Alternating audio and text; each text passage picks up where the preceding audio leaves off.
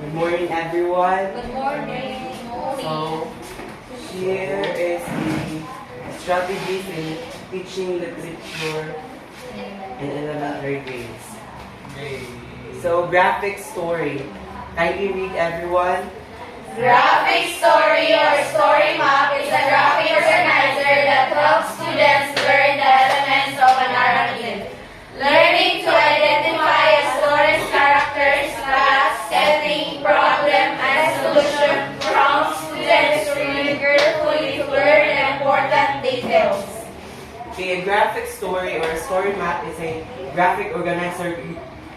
We have already encountered this in our elementary grades. Yung gagawa tayo ng mga parang graphic organizer na mga in the center, you will create a circle or anything or a shape na in the center, you will put the title of the story. You will put the title of the story and you need to, just like this one. This is another example of a graphics or a story map. Just like this is a movie story map. A story map mountain, which composed of exposition, inciting incident, rising action, climax, falling action, resolution. And the first one is the exposition and the story, just like this one. Yes, thank you. And also this adventure story map, just like what I have said earlier, the title is in the center, and the title of the story is The Lost Treasure of Elara Island. So here is the characters, the protagonist, the sidekick, and the antagonist. And also here in the right side is the setting, the Elara Island, a mysterious, uncharted island, the 1880s. Here is the quest, or what should they, or what is their purpose on the story to find the recover the legendary lost treasure of Elara Island. And then here is their obstacles and the climax and the resolution. Of course, because we are elementary teachers, it should be simple, just like this one.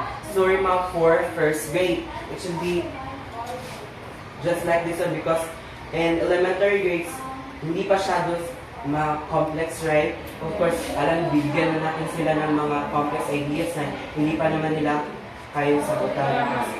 Para mas madali nila maintindihan. So how to use graphic story in the classroom? First is to introduce the concept. So start by explaining what a story map is and why is it useful. Emphasize that it helps organize key elements of a story such as characters, setting, plot, and theme. Of course, diba na-introduce na sa grade 4 yung the basic elements of a short story, which are the character, setting, plot, and the theme. So of course, in the story map, nandun din sila. First is to introduce the concept. Alangan naman na magpapagawa ka na direction ng story map without them knowing how to do the story map. So next is to provide a template. So yung example ko na template, yun dapat ang ipapagawa natin because it is simple. Hindi yung mga complex na mga graphic organizers because of course their learnings are hindi pa masyadong wide. And number 3 is to select a story. Of course, how can you produce a story map if you don't have a story? So you need to select a story to first and create your own graphic organizer. And the fourth one is the model the process. Demonstrate how to fill in the story map using the chosen story. Discuss each element and explain how to extract information from the text to complete the map. Okay, ipapabasa mo muna yung story, and after it, ipapa-identify mo yung sino yung mga characters, ano yung plot ng story, para diretso na silang maglagay dun ng mga their answers in the graphic organizer. And the 5 is the guided practice. Have a guided practice session where students work on a story map together as a class. This provides an opportunity for questions and clarifications. You need to, kumbaga, igugrupo mo sila para, of course, hindi naman sila, there are some instances naman na hindi talaga sila makikinig sa'yo. So, in order to answer their queries, you need to group them para magtatanungan sila sa isa't isa kung ano ba dapat ang gagawin here, or ano ba ilalagay here, and ano ba ang gagawin. So, 6 is the independent practice. Aside a story or a text for individual or group work, students can complete their own story map based on the assigned reading. And of course, kung may group na activity, bibigyan mo din dapat sila ng yung independent, yung sila na lang, para of course, hindi sila dependent sa kanilang classmates or other people. So number 7 is review and discuss. Once completed, so after na-introduce mo na yung concept, nakapag-provide ka ng template, nakapag-select ng story and anything, review the story maps as a class, discuss the variation and interpretation, encouraging critical thinking and develop different perspectives. So, i-represent mo na di ba, may independent practice na sila. So, let them present in front of the class para to know, or para malaman natin na tama ba yung mga nilagay nila or naintindihan ba nila yung gagawin nila. And after that is next is the creative extensions. Encourage creativity by having students create their own stories and then map them out. This can be a fun way to apply the skills they learn. So, after it, you create an activity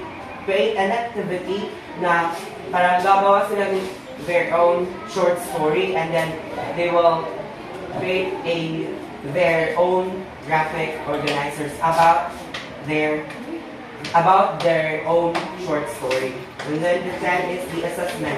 Use the completed story maps as a formative assessment tool to gauge students' understanding of story elements, provide feedback, and address any common misconceptions. And of course, we need to remember to adapt these steps based on the age and grade level of your students. As I have said kanina, di ba, may template ako ng graphic story map na for first grade. So of course, i-adjust mo din yung story map or graphic organizer mo according to their age or according to their grade level. So here are some advantages of a story map, a graphic story or a story map. First is visual aid. Story maps help students understand the story elements through pictures. So of course, di ba, as we all know naman na elementary students are more on pictures. Mas madali nilang maintindihan yung lesson if there are so many pictures, right? Because it feels, for them, it is very engaging because hindi sila mabuboard. It is very boring, just like this one. Boring, di ba? Because wala masyadong characters. Pictures, di ba? Na-boring na mo? Wala. Number 2, organization. Next, advantages of a graphic story or a story map is the organization. Creating story maps develops students' organizational skills. So, makapag-produce talaga tayo ng mga organization, ng makaka-develop talaga ito ng mga learners, their organizational skills, kung yung the next one, advantages of graphic story is the comprehension. Story maps improve reading comprehension by making analysis interactive. Fourth is the engagement. Mapping stories actively engage students in the learning process. So, if in the classroom, diba, of course, we will gonna select a story.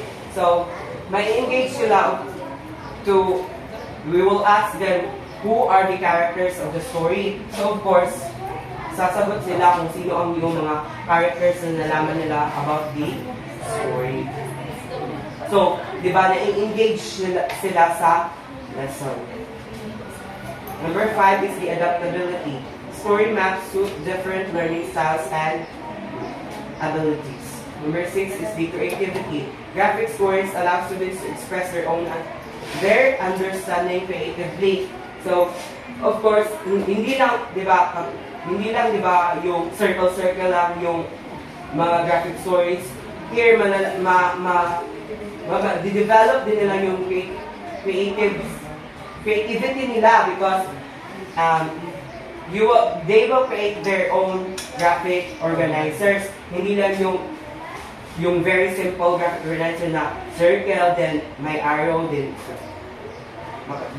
here, in graphic story, makaka-create sila ng or made-develop yung creativity nila because more on drawing.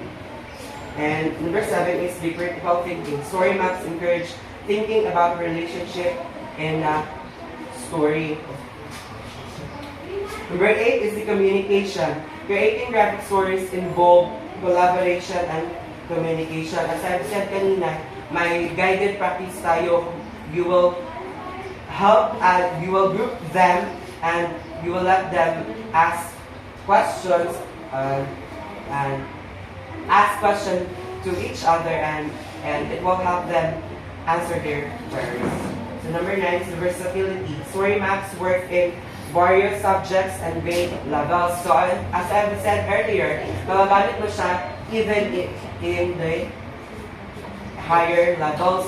So it depends only to the grade level. Kung i-adjust mo siya if your learners is grade 6, of course, i-adjust mo siya. Hindi mo yung simple graphic organizers lang ang papagawa mo.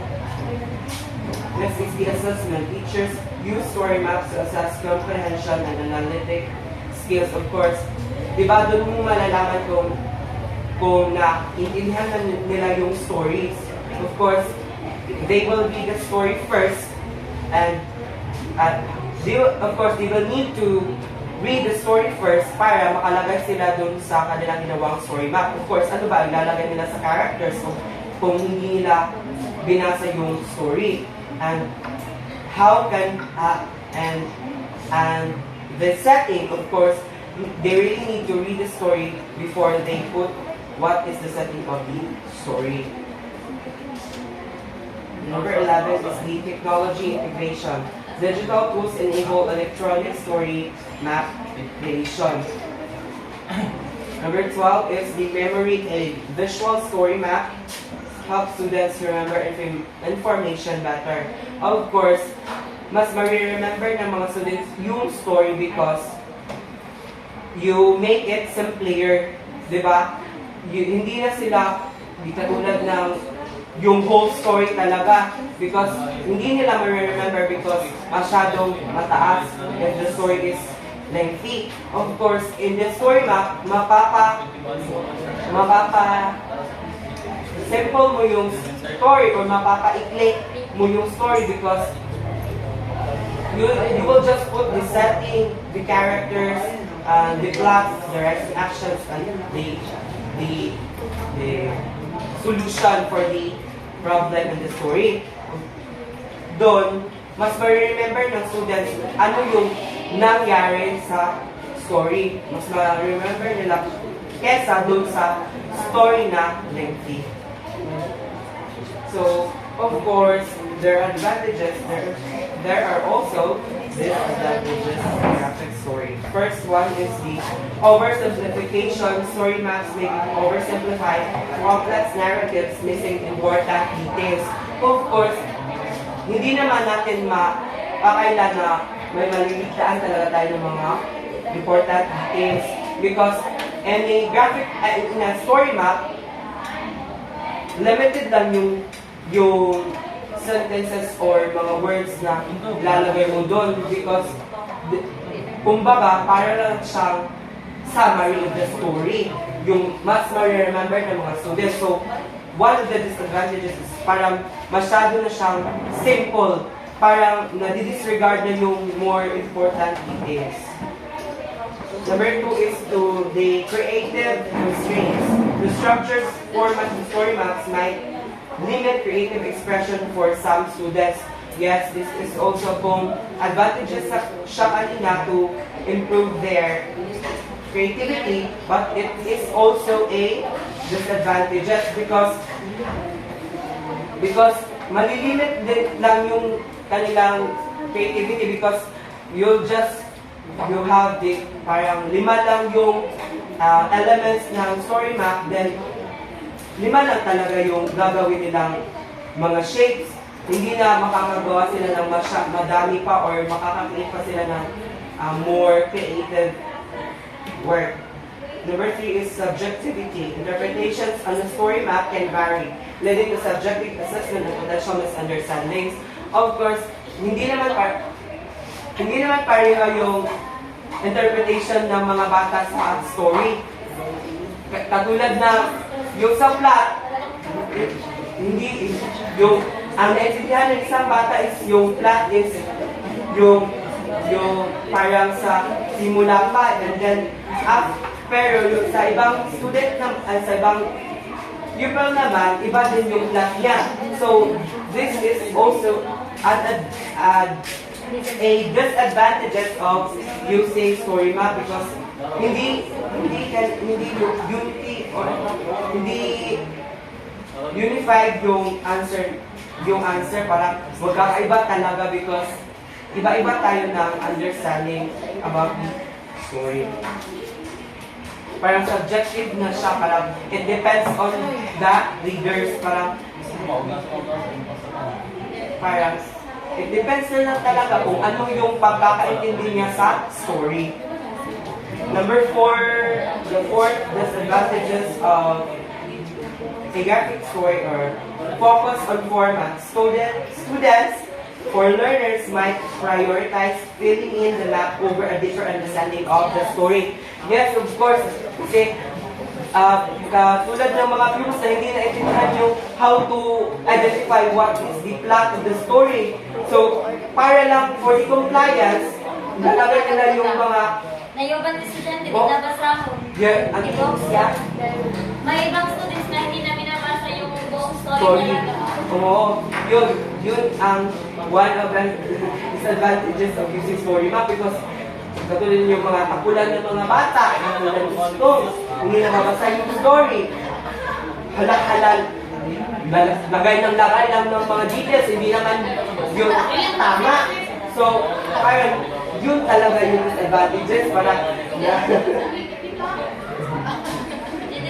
mas nagfo-focus sila sa format ng story map, hindi sila nagfo-focus sa story itself.